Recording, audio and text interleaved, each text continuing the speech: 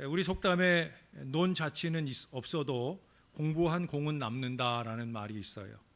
잘 아시는 대로 놀기만 한 시간은 흔적이 없어 사라지지만 놀지 않고 공부하면 훗날에 그 공적이 반드시 드러난다 하는 말로 공부에 힘쓰라는 뜻이에요.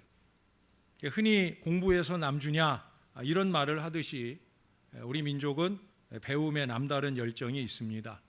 특별히 저는 잘돼서 남주자 신앙을 강조하잖아요. 우리가 잘돼서 더 가지고 더 누리는 것까지 축복이 아니다. 이것 가지고 하나님을 섬기고 또 세상과 나누는 여기까지 가는 것이 축복이다. 그래서 잘돼서 남줘야 된다 하는 얘기를 하는 거예요. 근데 잘되기 위해서는 먼저 잘 배워야 합니다. 그래 우리 신앙의 선조들은 이 신앙생활에 있어서도 배우는데 열심이었습니다. 한국교회를 부흥시킨 배경에는 이 성경을 배우고자 하는 열정이 있었다는 거예요. 여러분 옛날 70년대 80년대까지만 해도 한국교회의 이 부흥사경에 말씀이 있는 데는 교인들이 열일 제쳐놓고 몰려다녔어요. 저도 학생 때 어렸을 때지만 아직도 기억이 나요. 저 지방에서 서울 여의도에 집회가 있다 그러면 막 등짐 짊어지고 기차에 간신히 매달려 가지고 그러고도 올라왔어요. 솥단지 들고 와서 밥해 먹어가면서 말씀의 은혜를 받았어요.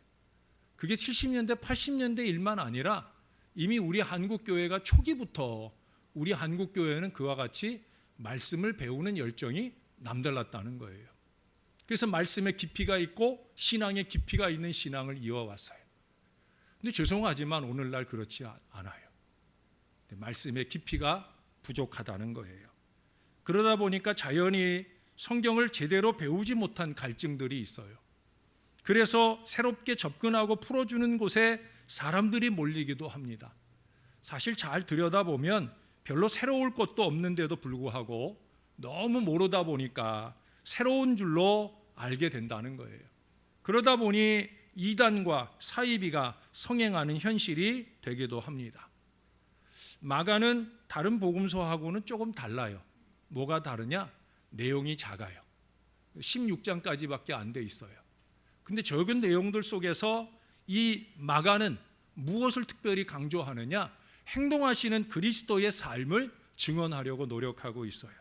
그렇기 때문에 이 마가복음의 기록 속에는요, 예수님의 탄생 기사가 없어요. 또 예수님의 나사렛 생활에 대한 얘기도 없어요.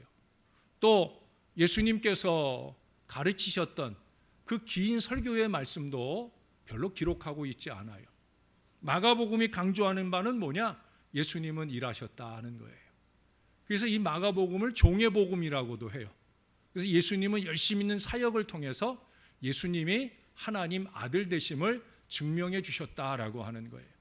우리 성경에는 잘 드러나지 않는데 헬라어 원문 성경에 보면 이 1장에서만 유수스라고 하는 단어가 8번이나 나와요. 그 말은 무슨 뜻이냐면 곧, 즉시 이런 말이에요. 예수님께서 바쁘고 분주하게 열심히 일하고 다녔었다는 거예요. 지난주일 설교 시간에도 제가 38절을 인용해 드렸죠. 우리가 다른 가까운 마을들로 가자. 거기서도 전도하리니 내가 이를 위하여 왔노라. 한 곳을 전도하고 나면 또 다른 가까운 마을로 또 다른 가까운 마을로 열심히 말씀을 전하시며 병을 고치시며 사역하고 다니신 예수님 얘기가 나온다는 거예요.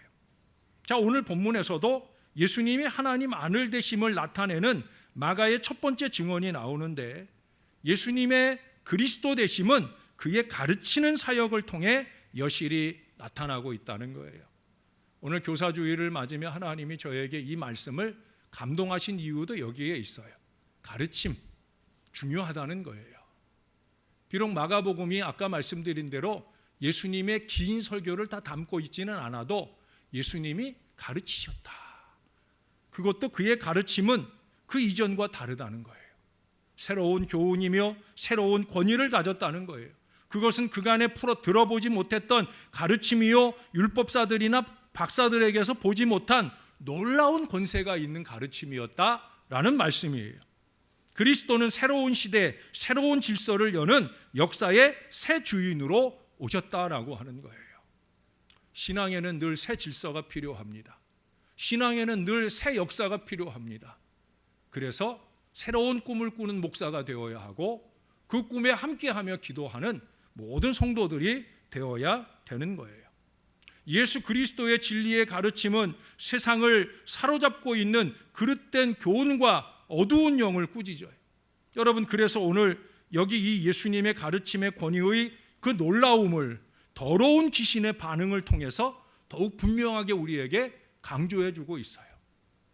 예수님의 가르침이 세상의 권세와 다르다는 거예요. 무엇보다 그분의 권세는 이 세상의 불의한 권세와 대립하는 권세로, 또 그것을 굴복시키는 참된 권세라는 것을 오늘 우리들에게 보여주고 계셔요.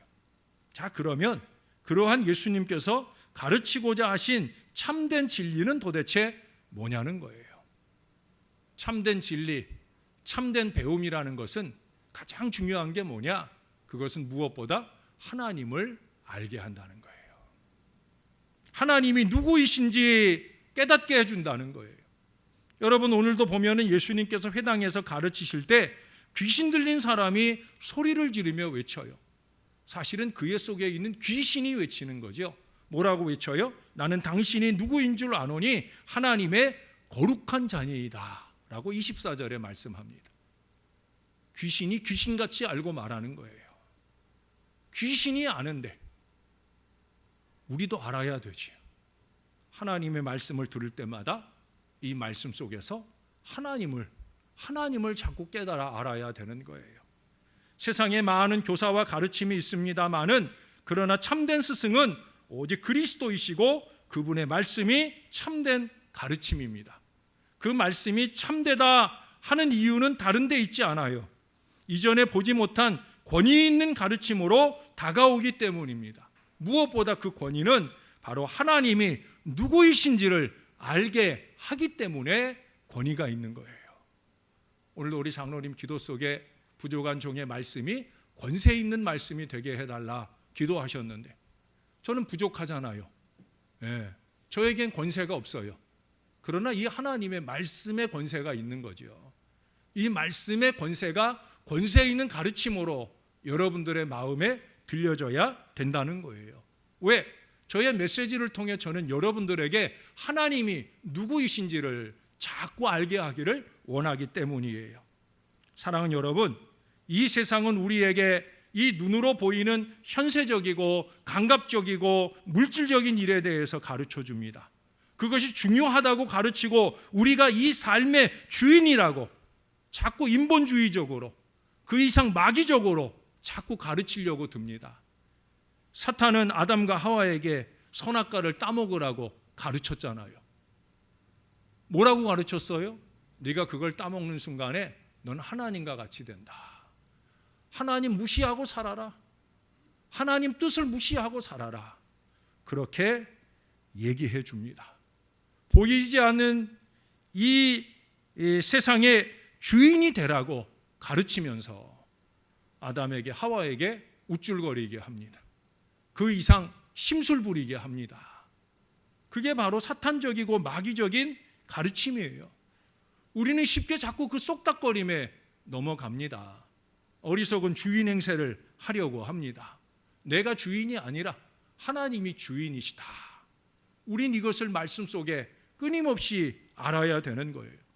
주님은 우리에게 보이지 않는 질서와 세계에 대해서 끊임없이 가르쳐 줍니다. 세상의 모든 눈이 관심을 두는 것이 아니라 모두가 보지 못하는 세상과 우리의 참된 주인이 누구인지를 가르쳐 줍니다. 그래서 여호와를 경외하는 것이 지혜의 근본이라고 잠언서는 수없이 많이 반복해서 말씀해 주고 있어요. 여호와를 경외하는 것이 지혜의 근본이다. 여호와를 경외하는 마음이 어떻게 출발을 해요? 여호와가 누구인지를 알아야. 그분을 누구인 줄 알면서 만나게 될 때 그 말씀 앞에 두려운 마음이 생기는 거예요. 어제 새벽에도 말씀드렸잖아요. 24-7-365의 하나님. 24시간 일주일 내내 쉼 없이 365일 한결같이 우리를 돌봐주시는 하나님, 우리의 구원의 여정을 지켜주시는 하나님, 바로 그 하나님이라는 거예요. 근데 그 이사야 65장 16절에 보니까 이런 말씀도 적고 있더라고요. 하나님이 다 기록하신다.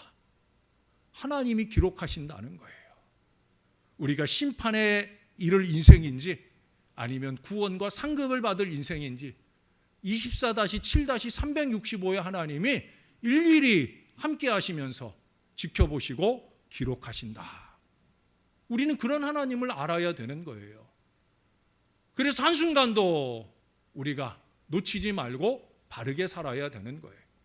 교회에 있을 때조차 신앙인답지 못한 모습으로 우리가 어찌 세상에 나가서 신앙인답게 살 수 있겠습니까?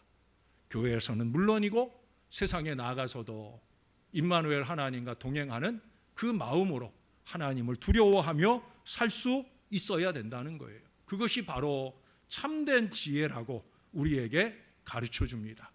사랑하는 여러분, 우리와 세상의 참된 주인이 하나님이시다라는 사실을 배우게 될 때 우리는 비로소 자신과 삶, 세상이 무엇인지를 분명하게 배우게 됩니다. 우리 교사들은 이 하나님의 주인 되심을 가르치는 거룩한 사명입니다. 우리 아이들이 하나님을 제대로 배우고 경외할 수 있도록 잘 지도해 주시는 우리 교사들이 되었으면 좋겠습니다. 교사들만 아니라 가정의 교사인 우리 부모들도 마찬가지셔야 된다는 거예요.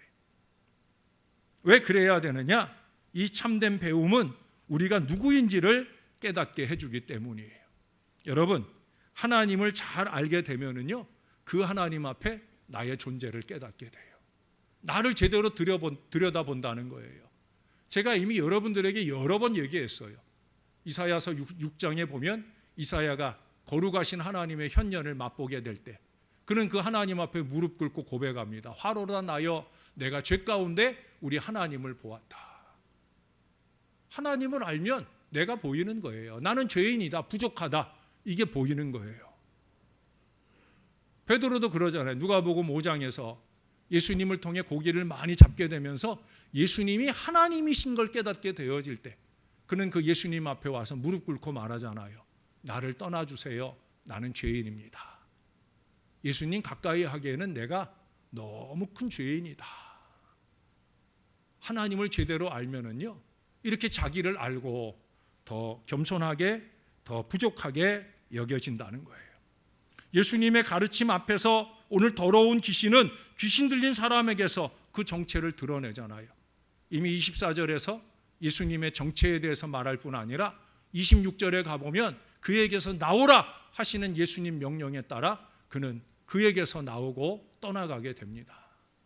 예수님 앞에 귀신도 정체가 드러나는 거예요. 사람들은 못 보는 귀신의 정체가 하나님 앞에서는 드러나는 거예요. 저나 여러분도 다 마찬가지예요. 우리가 하나님 앞에 제대로 서게 되면 다 드러나는 거예요. 그리스도의 가르침은 권위가 있어서 사람의 마음과 영혼을 흔들고 세상을 놀라게 합니다. 왜? 주님의 말씀은 우리가 어떤 상황에 있는지를 깨닫고 고백하게 하기 때문이에요. 사람 속에 숨어있던 더러운 영은 예수님의 이 가르침 앞에서 자신의 정체를 스스로 사람들에게 노출시키고 말았어요. 그럴 수밖에 없는 것은 하나님을 알게 되었기 때문입니다. 여러분, 귀신도 하나님의 존재 앞에서는 자기를 드러내요. 자기의 분수를 안다는 거예요. 그에게서 나오라 하는 말씀을 듣고 쫓겨나가 영원히 떠나가게 되는 이 은혜 역사에 쓰임받게 되는 거예요. 우리도 하나님을 좀 제대로 알아야 됩니다. 그 하나님 앞에 나를 알아야 됩니다. 이 나를 안다라는 얘기를 하면 생각나는 사람이 있죠. 유명한 철학자 소크라테스가 유명한 말을 그의 임종 전에 했었잖아요. 그 말이 뭐예요? 내 자신을 알라. 아셔요? 내 자신을 알라. 이 말을 했어요. 근데 그가 임종을 앞두고 이 말을 하게 된 이유가 있어요. 그가 어느 날 델피 신전에 갔는데 거기서 그 신전을 섬기는 제사장에게서 예언적 신탁을 듣습니다. 그 신탁의 내용은 이 소크라테스로 하여금 우쭐거리게 할 만한 말이었어요. 그게 뭐냐면 이 세상에서 가장 훌륭한 현자는 바로 소크라테스 당신이다 라는 얘기를 들은 거예요. 근데 현자니까, 깨달은 사람이니까 우쭐거리지 않아요. 자기 잘났다고 나서지 않아요. 그는 오히려 더 겸손히, 아닌데 나보다 더 훌륭한 사람들이 많을 텐데, 그래서 그 신탁을 믿지 않는 거예요. 그래서 그가 찾아 나서기로 했어요. 그래서 그가 사는 아테네 시, 아테네 국가 전체를 돌아다니면서 그가 그 당시에 현자를 그 당시에는 소피스트라고 합니다. 이 소피스트를 찾아 나섭니다. 그래서 사람들을 소피스트들을 만날 때마다 여러 질문들을 나누게 됩니다. 용기가 무엇입니까? 정의가 무엇입니까? 선이 무엇입니까? 경건이란 어떤 것입니까?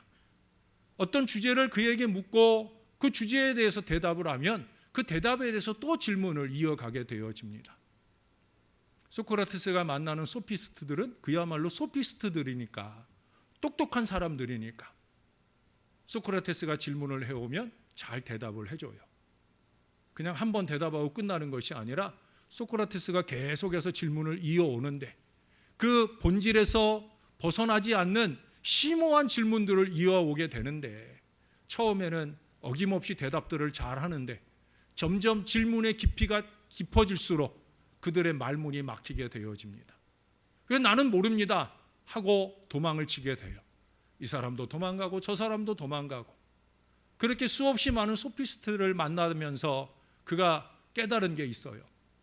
뭘 깨달았느냐? 여러분, 그 당시 지식인들은 자신들이 많이 알고 있고 그 진리에 대해서도 얼마든지 말할 수 있는 사람들이다라고 스스로들 생각을 해왔어요. 근데 이 소크라테스와 대화를 나누는 동안에 그들은 자신들이 가진 지식의 한계를 깨달은 거예요. 그것은 곧 자신들의 한계를 깨닫는 거예요. 소크라테스가 그들을 만나고 접하면서 깨달은 진리가 뭐예요? 그래서 그는 마지막 임종 직전에 이 말을 하는 거예요. 내 자신을 알라. 자기 자신을 향해서나 잘났다고 똑똑하다고 큰 소리 치는 사람들을 향해서나 말하는 거예요. 내 자신을 알아라. 근데 문제는 어디 있어요? 그렇게 훌륭한 말을 했지만 그는 우리 자신, 나 자신을 아는 길을 우리들에게 보여주지 못하고 죽었다는 거예요. 사랑하는 여러분, 그리스도의 가르침은 길이요 진리 아닙니까? 그 앞에서 우리의 죄인됨이 다 드러나게 되어 있어요. 그리고 우리가 이 죄인됨을 고백할 때 하나님의 사랑을 깨닫게 되고 이웃과 세상을 향한 새로운 소망과 믿음의 길이 열려지게 되는 거예요. 나는 죄인이다. 나는 부족하다. 어려서부터 우리가 이 겸손함으로 자라가도록 우리 아이들을 가르칠 수 있어야 됩니다. 어제 우리 처조카 아이들이 놀러 왔어요. 근데 이 아이들이 우리 집에 오면 참 좋아해요. 그래서 잘 먹고 잘 놀곤 하는데, 또 내가 바쁜 중에도 아이들이 뭐 놀아달라고 하면 놀아줍니다. 어제는 얘가 줄넘기에 꽂혀가지고 자꾸 저보고 줄을 돌려달라는 거예요. 근데 이 아이가 점심 먹을 때부터 자꾸 나쁜 노릇을 하더라고요. 이거 뭐냐면 자기 아빠도 노려보고 동생도 노려보고 자꾸 노려보는 눈을 하더라고요. 그 예쁜 눈을 이쪽으로 한쪽으로 치켜뜨니까 이쁘겠어요? 안 이쁘겠어요? 안 이쁘죠. 근데 그 줄넘기 돌리는 거를 이제 자기 동생하고 나하고 돌리는데 5살짜리 동생이 잘 돌리겠어요? 못 돌리죠. 못 돌리면 한 번씩 노려보는 거예요. 그래서 제가 여러 번 너무 그래서 또 제가 참을성이 부족하잖아요. 그래서 애한테 그랬어요. 야, 너 아까 보니까 아빠한테도 노려보고 또 동생도 자꾸 노려보고 그러는데 고모부가 노려볼 게 이쁜지 안 이쁜지 한번 봐줄래? 그러고 제가 노려봤더니 이쁘다 그래? 안 이쁘다 그래요? 안 이쁘다 그러죠. 안 이쁜 거야. 너 자꾸 노려보는 게 습관이 되면 너 안 이쁜 눈 된다. 너 계속 노려보면 우리 집에 와서 못 놀아 라고 얘기를 했어요. 그랬더니 얘가 알았다는 거예요. 노려보지 말라고. 세상을 노려보지 말고 사람을 노려보지 말고 무엇보다 하나님을 향하여 함부로 흘기는 눈을 하지 말라고 우리가 그렇게 가르쳐 주어야 합니다. 그렇게 부족함을 극복하고 살아갈 수 있는 최선이 뭡니까? 그건 다름 아니라 하나님을 의지하는 것이라고. 우리는 그렇게 우리 아이들에게 깨닫게 해줄 수 있어야 될 뿐만 아니라 그보다 먼저 우리가 깨달아야 되는 거예요. 하나님을 좀 의지해야 됩니다. 코로나 시대의 어려움을 만났지만 우리가 이 시대일수록 더더욱더 뭐 해야 되는 거예요? 하나님을 좀 의지하라고. 자꾸 매스컴 뉴스를 의지하지 마시고 하나님을 의지하고 하나님의 말씀을 의지하고 우리가 그렇게 신앙해야 되는 거예요. 그래서 마지막으로 이 참된 배움이라고 하는 것은 우리를 온전하게 회복시켜 준다는 가르침을 오늘 26절이 말씀해 주고 있어요. 귀신 들린 사람이 얼마나 그동안 힘들고 괴로웠겠어요. 왜? 귀신이 자기를 조종하는 대로 살았잖아요. 이 사람은 그래도 귀신이 자기를 조종하는 줄 알고 살았는데 우리 중 많은 사람들은 내가 귀신의 조종을 받고 있는 것이라는 걸 모르는 채로 어리석게 살아가는 경우가 얼마나 많아요. 근데요, 하나님이 회복해 주신다는 거예요. 예수님께서 그에게 귀신아 나와라 하니까 그를 오랜 동안 억어하던 그 악한 귀신이 떠나가고 그가 예수님 앞에 회복된 신앙 인생으로 살아가게 되었다는 거예요. 할렐루야. 여러분, 참된 지식은 성공하고 부자가 되게 하는 지식이 아니에요. 물론 지식이라는 게 잘 먹게 해줄 수도 있고 잘 살게 해줄 수도 있습니다. 그러나 삶의 행복과 진정한 기쁨과 만족은 그것들로부터 오는 것이 아니라는 거예요. 많은 사람들이 자신들이 가진 소유와 재물과 높은 지위 때문에 가정의 불화를 겪고 인생의 나락으로 떨어지는 경우들을 얼마든지 많이 봅니다. 잘 돼서 남주자 하는 걸 강조하는 신앙도 그래서 필요한 거예요. 네? 우리들의 자식들이 잘 되는 거 중요하죠. 그러나 그들이 그보다 먼저 하나님 앞에 잘 사는 것이 더 중요한 거예요. 여러분들의 그 기도 제목들 중에 자식들이 회사에서 인정받게, 직장에서 인정받게 해주세요라는 그런 기도들을 많이 적어 놓으셔요. 근데 저는 거기다가 한 줄을 더 적어 넣어요. 하나님께 인정받게. 네, 그냥 하나님께만 위에다 적으면 돼요. 그러면 하나님께 인정받게, 직장에서 인정받게. 여러분들이 적어 놓은 기도들을 저는 많이 바꿔 놓아요. 네, 어떤 부모님들은 아이들이 학교 가니까 선생님과 친구들, 좋은 선생님, 좋은 친구들 만나게 해주세요. 그럼 저는 그 밑에다 적어요. 좋은 선생님에게 좋은 제자가 되고 친구들에게 좋은 친구가 되게 해주세요. 신앙은 바로 그것을 우리에게 가르쳐 주는 거예요. 무엇이 참된 신앙의 삶인지 우리에게 보여주는 것이 하나님의 말씀이잖아요. 참된 지식이라는 것은 마음을 건강하게 하는 지식이에요. 그 건강한 마음으로 어떻게 살아야 되는지를 가르쳐 주는 게 그게 진짜 지식이에요. 여러분 번거롭겠지만 성경을 한번 찾아보실래요? 디모데후서 말씀입니다. 디모데후서 3장의 말씀입니다.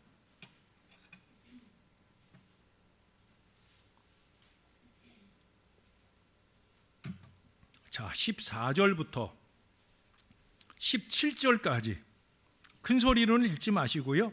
작은 소리로 우리 한 절씩 교독해 읽어보겠습니다. 14절입니다. 그러나 너는 배우고 확신한 일에 거하라. 너는 내가 누구에게서 배운 것을 알며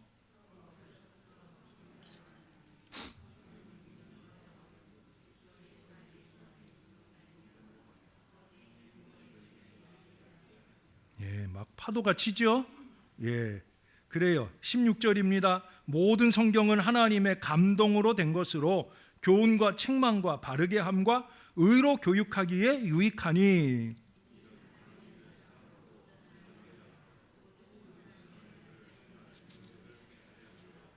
아멘. 예, 하나님의 말씀, 모든 성경은 가장 우선적인 첫 번째 목표는 뭐예요? 구원이에요. 구원. 15절에 얘기하잖아요. 믿음으로 말미암아 구원에 이르는 지혜가 있게 한다.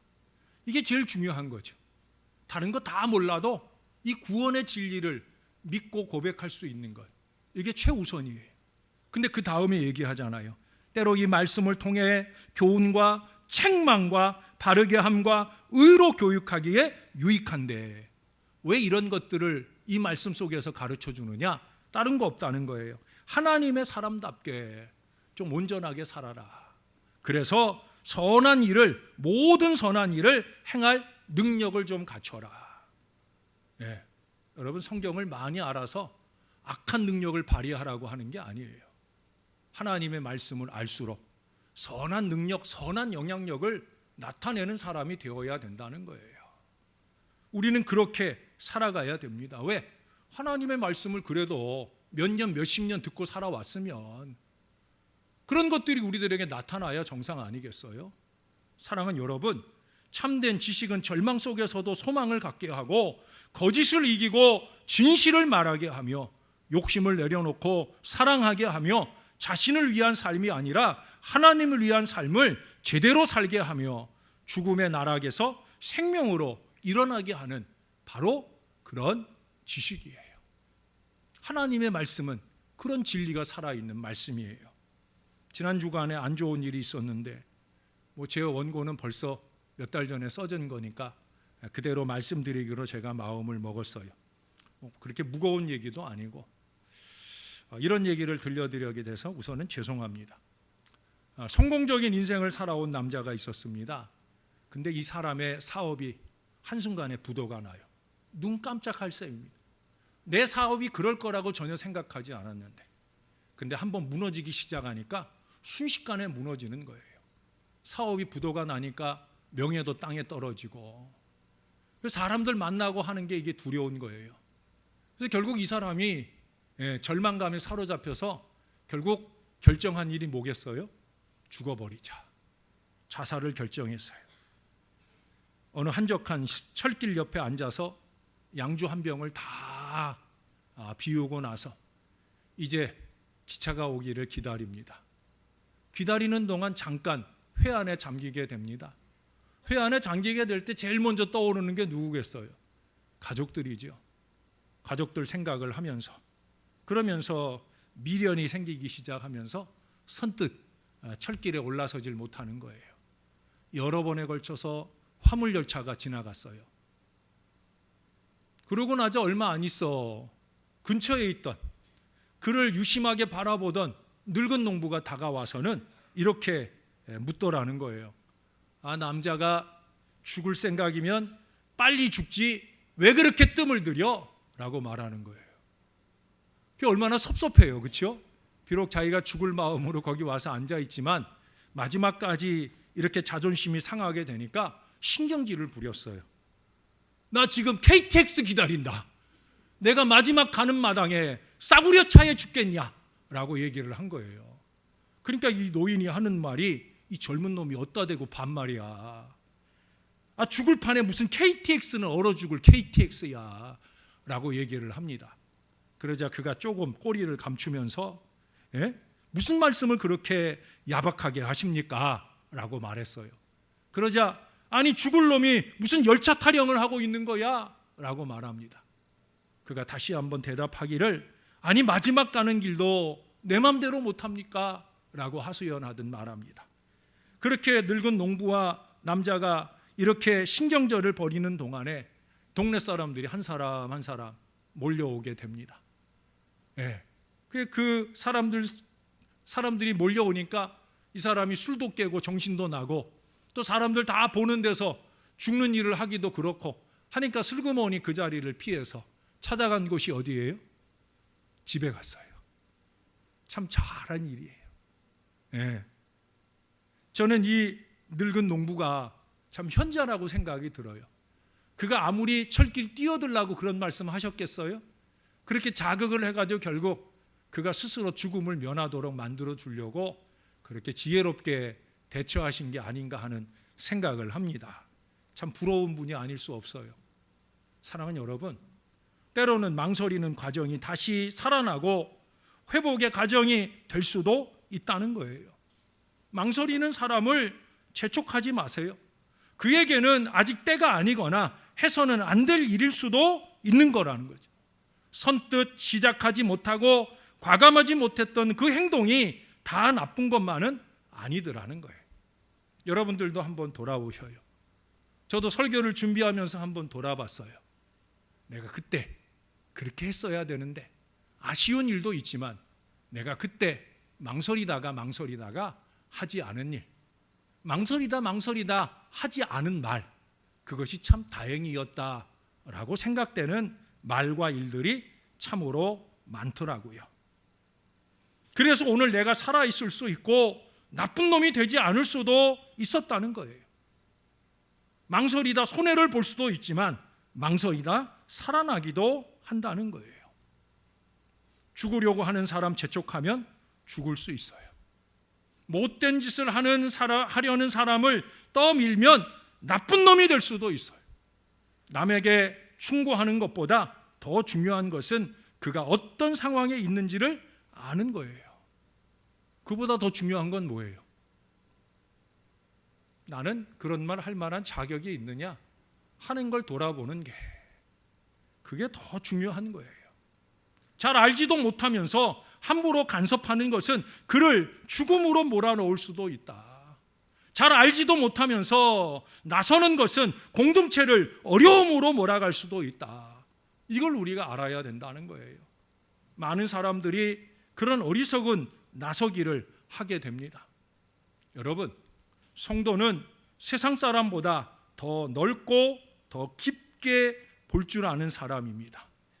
그런데 그보다 더 훌륭한 성도는 자기 자신을 겸손히 돌아볼 줄 아는 사람이요, 더욱더 온전해지기 위해 말씀 앞에 무릎 꿇을 줄 아는 사람이에요. 말씀 앞에 무릎 꿇을 줄 아는 사람은 절대 겸손한 사람 아닙니다. 말씀이 들려올 때 그 말씀에 찔리면 회개할 줄도 모르고, 그 말씀에 감동받으면 결단할 줄도 모르고, 그러니 삶의 변화와 혁신의 역사가 일어나지 않는 신앙은 절대 믿음도 아니고요, 무엇도 아니에요. 가장 아름다운 신앙은요, 말씀 앞에 무릎 꿇는 거예요. 왜 그래요? 에베소서 3장 19절에 말씀합니다. 그 넓이와 길이와 높이와 깊이가 어떠함을 깨달아 하나님의 모든 충만하신 것으로 너희에게 충만하게 하시기를 구하노라. 우리는 충만해져야 합니다. 하나님의 말씀으로 충만해져야 합니다.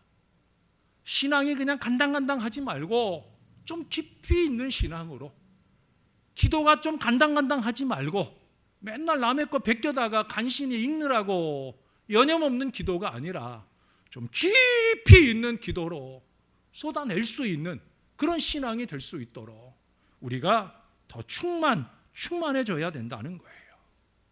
참으로 사랑하는 여러분, 아직도 멀었습니다. 더 배워야 합니다. 여러분들 얘기만 아니라 저도 그래요. 저도 그렇고요, 우리 모두가 다 그렇습니다. 여러분, 제가 목회 여정만 33년 이상을 했다고 그랬잖아요. 34년, 35년 제가 이 하나님 말씀 붙들고 이 하나님 말씀 연구해서 전하는 일에 제가 그렇게 오랜 동안 살아왔어요. 그래도요, 지금도 설교 준비하려고 하나님 말씀 펼치면요, 늘 새로워요.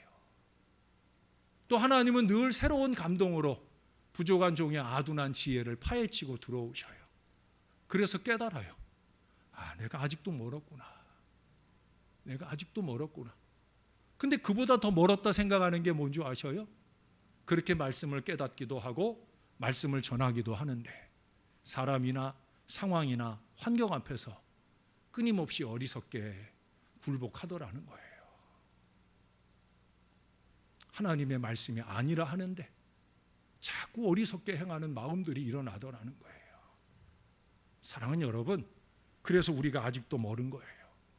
그렇기 때문에 오늘 뜻깊은 이 교사주의를 맞아서 권위 있는 이 주님의 교훈으로 남다른 깨달음의 깊이와 변화의 넓이가 우리 안에서 더 자라가기를 간절하게 소원하고 노력하는 저와 여러분들이 될 수 있기를 우리의 주님 예수님의 이름으로 간절히 축원합니다. 하나님 고맙습니다. 오늘도 권위 있는 주의 말씀으로 깨닫고 갑니다. 말씀을 전하는 부족한 종이나 이 말씀을 받는 주의 백성들이 권세 있는 주의 가르침 앞에서 한 번 더 가슴을 칠 수 있도록, 한 번 더 주님을 향한 시선을 눈 닦고 바라볼 수 있도록 주님 도와주시니 감사를 드립니다. 정신 바짝 차리고 신앙하게 하여 주옵소서. 껍데기 신앙도 물러가고 간당간당하는 신앙도 물러가고 좀 깊이 있고 넓이 있는 거룩한 신앙으로 채워지도록 주여 우리를 충만하게 하여 주옵소서. 주님이 도와주실 줄 믿습니다. 감사합니다. 예수님 이름으로 기도합니다. 아멘.